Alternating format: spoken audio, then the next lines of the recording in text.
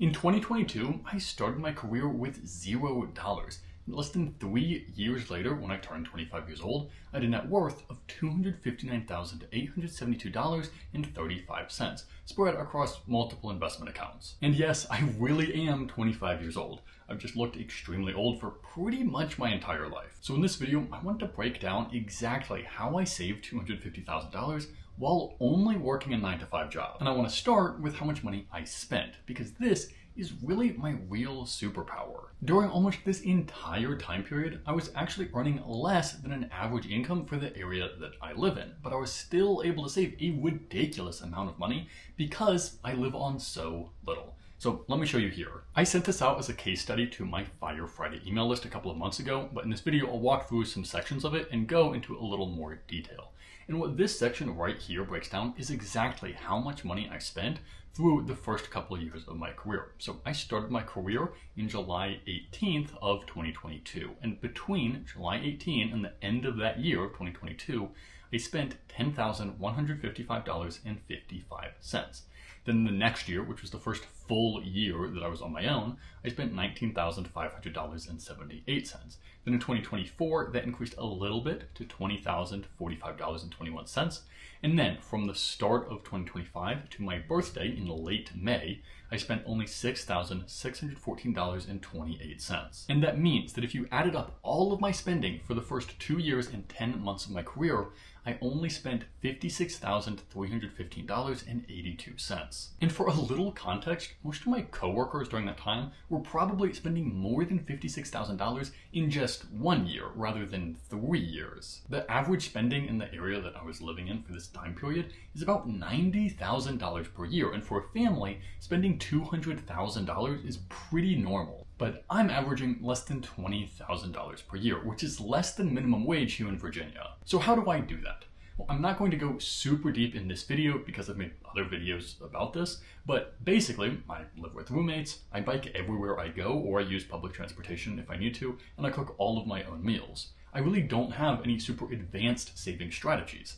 I just do all of the basics right. And this is why I'm a huge believer that pretty much anybody can become financially free, even if you don't earn a super high income. Because you don't need to spend your money like the average person. You have so much flexibility, and just because everybody else lives their life that way doesn't mean that you have to. If you really want to, I can pretty much guarantee that you can live on way less than most people. And again, using myself as an example, I'm spending less than a quarter as much money as the average person where I live. And that is just the average, which means that 50% of people are spending even more than that. But what's even crazier is that even as I spend so little, I've actually realized I've become happier as I've consumed less. I never feel deprived, I never feel stressed about money, and I never feel like I'm having to force myself to save. This is literally what I teach people now. Because if you try to use discipline to force yourself to save more money, it's just not going to be sustainable over a long time period. So what I spend a lot of my time doing is helping people learn to enjoy saving money and holding them accountable and helping them stick with it on those bad days where they do lose a little bit of motivation. This makes it way more sustainable over the long run, and it's why I'm able to live on less than minimum wage while still enjoying my life more than I ever have before. So if you are struggling with saving more money, please click the top link in the video description. I can help you.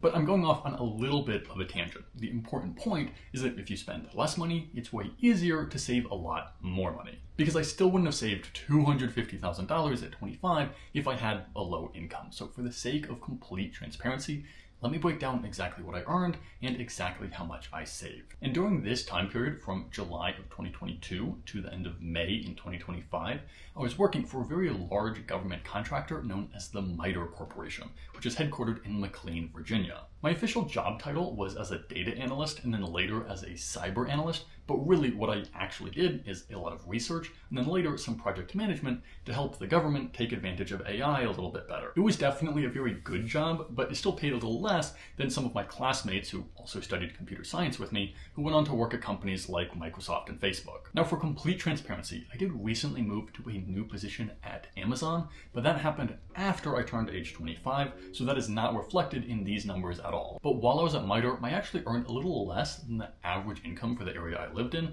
at least until maybe the last few months. But luckily for me, the average income in McLean, Virginia is extremely high. Even in 2023, it was $112,500 for an individual, and a pretty insane $250,000 for households. And it's probably even higher now. So for a little context, when I first moved and started my career in 2022, I had a base salary of $94,000, and I had a signing bonus that year of $10,000. Then in 2023, I got a raise to around $100,000, and a little later, I got a promotion to I think $106,000. In 2024, I got a raise to around $115,000, and then in 2025, just a couple months before I turned 25, my income increased to $121,000. So that's obviously a great income, and even though that is less than the average for the area I live, I am still very grateful that I'm able to earn an average income for this area, even when I'm still in my early 20s. But as a reminder, if I spent what the average person does in this area,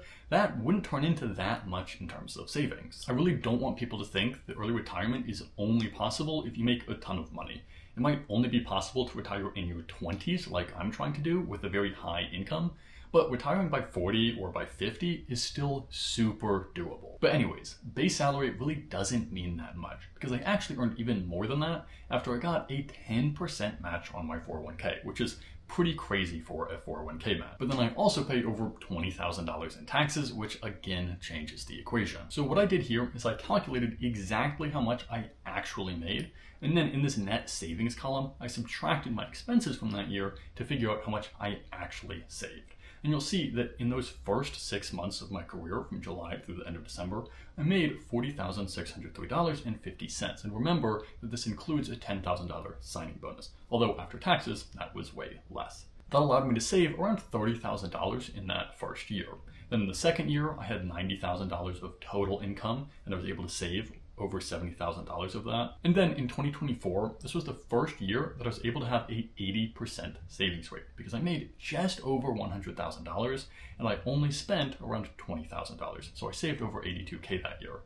And then in 2025, so in the first 5 months of the year, I made $48,793 and I was able to save $42,000 of that.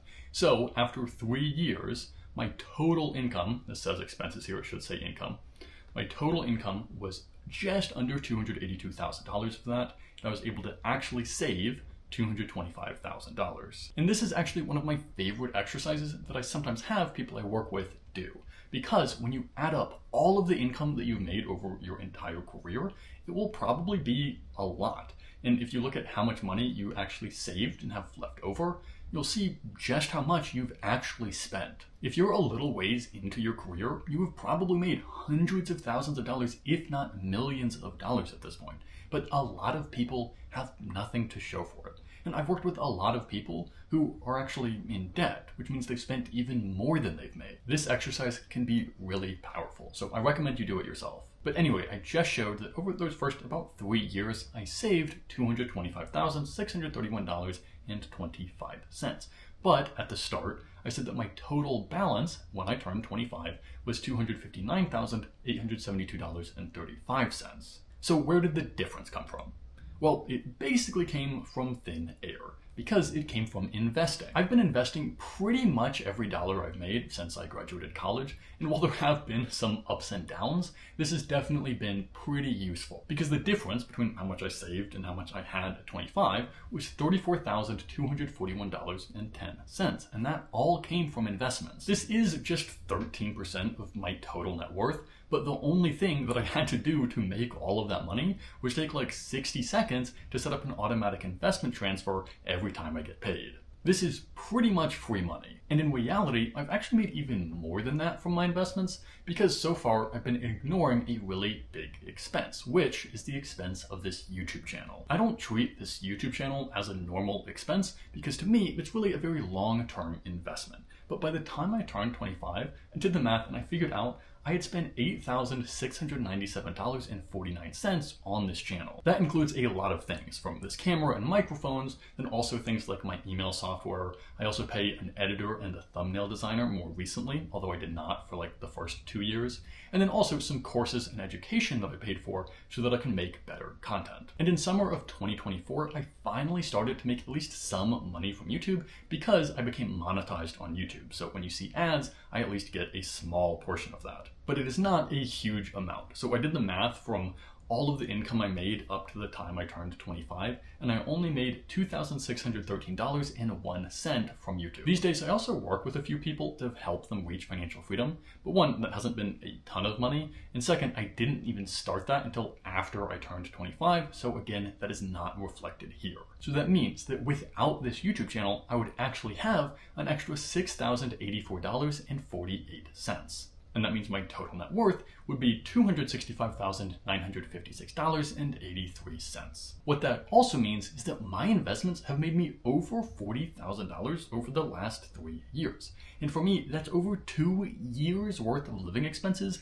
literally for doing nothing. Investing is pretty sick. And if you're interested in how I invest, I'll give you a super high-level overview. Just keep in mind that this is literally just what I do. I am not an investment advisor, and you should probably do something slightly different. But the first thing I do is I max out my 401k. And I was actually able to max out my 401k even in those last 5 months of 2022 when I started my career. And then I was able to keep maxing out in 2023 and 2024, and then between January and May of 2025, I was on schedule to max out for the whole year, but I hadn't maxed it out yet. And I personally invest in a traditional 401k because I have a high income and I want to reduce my tax bill today. Although when I started my career, I did spend a little time where I was investing in a Roth 401k instead. So after all of my own contributions and the 10% match that I get from my company, when I turned 25, I had $112,517.96 in my traditional 401k. And in my Roth 401k, I had $28,482.40. I also maxed out my Roth IRA in 2022, 2023, and 2024.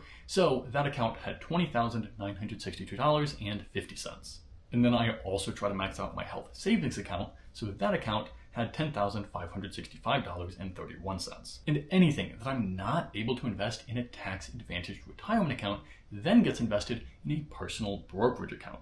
So when I turned 25, that account had $80,039.97. And then I also had $7,304.21 in my bank account, which is sort of my emergency reserve. And in all of these investment accounts, I take a super simple investing approach. I personally put about 90% of my money, usually in things like the S&P 500, since that's a very low cost fund, but I also like to have some money in VTI, which tracks the entire US stock market rather than just the top 500. The remainder is in a total bond market fund. And remember that this approach might not be what's right for you, it's just what I personally do. And I personally like this approach because 1, it's super easy. 2, it's very low cost because I don't have to pay a lot for an actively managed fund. And 3, it's surprisingly effective. The vast majority of investors who pick their own stocks or invest in actively managed funds would have more money if they just invested in something like the S&P 500. But look, the reason that I make these videos is that I hope that if I document my own journey to financial freedom, I'll inspire more people to pursue their own financial dreams. But I also recognize that inspiration is not the only thing that a lot of people need. When I started working one-on-one with people, a few people asked me to basically be their accountability buddy and help them stick with their savings goals. So that is what I do now for people. And if you think that might help you stick to your savings goals, there's a link in the description and I would love to help. And if you would like to see how I actually help somebody do this, you need to watch this video right here, because in this video, I explain how I help somebody save 3 times more money while also being much happier. And I think there's a lot of powerful lessons in that video that you might learn from.